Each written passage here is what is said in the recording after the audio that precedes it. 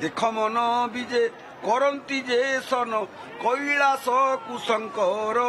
करिबे गमन तेसन होइण सधीरे लंगल कर। अरे मन ये दृश्य को टिके देख, अरे भाई मन ये दृश्य को टिके देख, तू देखिबू तांकर नृत्य को देखिबू, कारण ये तो महारुद्र एवं भारतीय पुराण रे दर्शन रे शास्त्र रे ये जेमती महारुद्र सेमती आमर उत्कलीय पंचसखा साधक माने विशेषकर जशवंत दास बलभद्रंकु एवं रुद्रंकु एक बोली कहिसंती। कोणार्कर मूर्ति फलक शिव जगन्नाथ दुर्गांकर मूर्ति रही।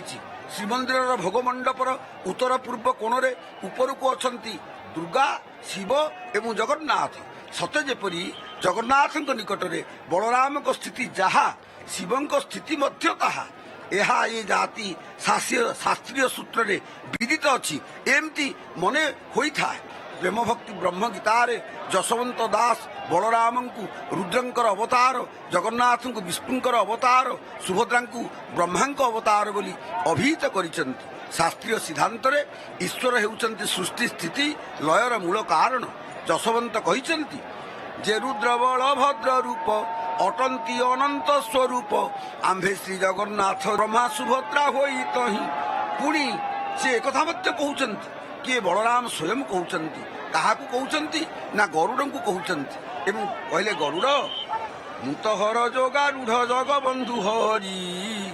मते घेनी खेलु थाई अवतार धरी। ना आपण कहीं आसिले से तो एकुटिया आठी लीला करते कहले ना सेमती हो पारनि मोह आत्मा बोली करी मूर्छी न पारिली मु मूर्छी भी केमिति कह। तेणु केतेबेले क्रम टिके एपट सेपट हो जाइछि। मु आज बड़ भाई केतेबेले दरकार हेले मु हो जाइछि सान भाई एवं मु केतेबेले सान होइछि केतेबेले पुणी बड़ हो जाइछि। आपण मानकर स्मरण थिबो जेतेबेले रामावतार कथा भगवान जेतेबेले लीला को व्यक्त करुथिले अरण्य पटल रे सेतेबेले भगवान को भारी शोष हैला।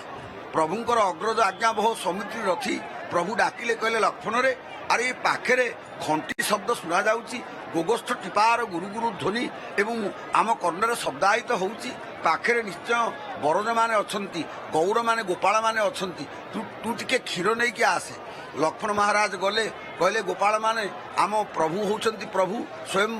परम ब्रह्म स्वयं नारायण स्वयं भगवान महाविष्णु सी राम आमको आदेश देइचंती तमे टिके क्षीर दे दियो प्रभु को शोष होउची। गौर माने गोपाल माने कहले कहला जाम तम प्रभु तुमको बड़ पलि आइला कुआड़ू कहला ना आम प्रभु पठे सत जमी तुम बाप जा थाती थी ना कौन ना ना ना हो पार जिते ना करदे लक्ष्मण महाराज तो क्षणकोपी रागी गले कहले हे बोईले होई विरक्त विदुह न पय रक्त कहले एथर भल कि दुहरे पुओ एथर आउ पय आसबनी क्षीर आसबनी एथर रक्त ही झर जड़े भेंडिया युवक कहले हे आज कौन जहाँ कहीदे सत हो ना कौन सी दुई देले गोटे चीर को गाईर सतु सत रक्त झरला डरीगले गोपाल माने कहले आज्ञा क्षमा करंतु आमे जानी पारि नथिला आपनकर महिमा एबे कौन करिवु कह ना रे क्षीर जल्दी दियो ना ताहले आपण अभिशापटा को आगो फेरेई नियंतु कहले हां विदुह न पय रक्त आउ न रक्त पय एथरा आउ रक्त झरिबनी पय क्षीर आसीबो विनय सर्वसरब बिना गौरव जे जेतेबेले समस्ते लक्ष्मण को निकट में क्षमा प्रार्थना कले लक्ष्मण तापरे तांको पाखु क्षीर नहीं कि आसवा जिते चाहूँगी से माने कहले नाई नाई आज्ञा बड़ गोसाई सेठी अछंती आमे क्षीर नहीं कि जीवु किंतु भाड़ेणी पड़ा जे सान गोसाईंकर जदि एते ताकत कहीदेले क्षीर झरुची गाई चीररू ताहले बड़ गोसाई कौन बोली कौन करदेवे ए जीव किए ये समस्ते जीवन को सारुपत्र बांधिले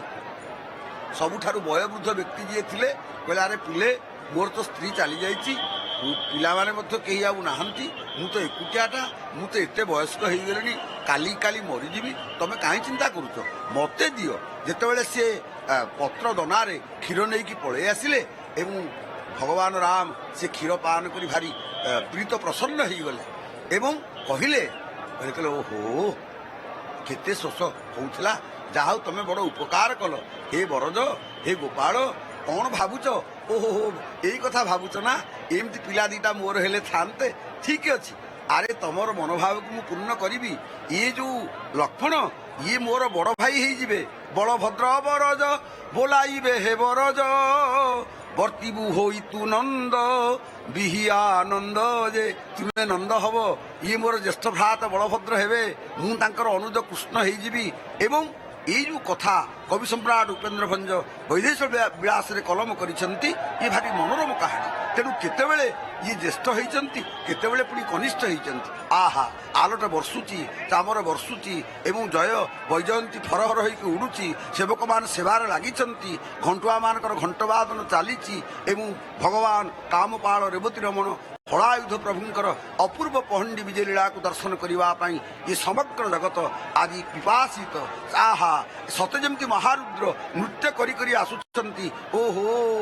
ଜଟାଟବୀ ଗଳ ଜଳ ପ୍ରବାହ ପାବିତ ସ୍ଥଳେ ଗଳେ ବଲମ୍ବ୍ୟ ଲମ୍ବିତାମ୍ ଭୁଜଙ୍ଗ ତୁଙ୍ଗ ମାଳିକାମ୍ ଡମଟ ଡମଟ ଡମଟ ଡମ ନିନାଦ ବଡ଼ ଡମର ବୟମ୍ ଚକାର ଚଣ୍ଡ ତାଣ୍ଡବମ୍ ତନ ତୁନ ଶିବ ଶିବମ୍ ଜଟା କଟାହ ସମ୍ଭ୍ରମ ଭ୍ରମର ନିର୍ଲିମ୍ପ ନିର୍ଝରି ବିଲୋଳ ବିଚିବ ଲରି ବିରାଜମାନ ମୂର୍ଧନି ଧଗତ ଧଗତ ଧଗତ ଜ୍ୱଳ ଲଲାଟ ପଟ ପାବକେ କିଶୋର ଚନ୍ଦ୍ରଶେଖରେ ରତି ପ୍ରତୀକ୍ଷଣ ମମ।